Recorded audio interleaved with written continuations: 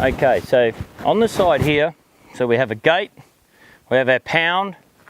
We've only got 3 spaces, which is about 3 metres apart.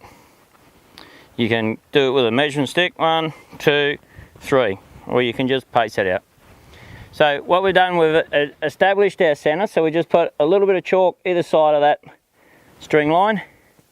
We flick it, okay, so now we know where that is. So what we'll do now, because we have to remove the string line here, for obvious reasons, if we can't put the metal against this because it'll cut. So we've got a centre there, so that's going to be evening out with our gateway, and the same here.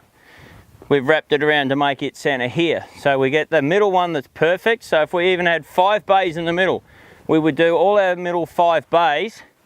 And our last 2 on here, we remove our string line and we place the centre of the pipe on there to the centre of the pipe there to make sure that this matches and that matches to there. And if you've got your string line, and every now and then, get your string line, just give it a pinch like that, just to make sure it vibrates up and that it's in the same spot. So once again, we do a little chalk mark there, either side.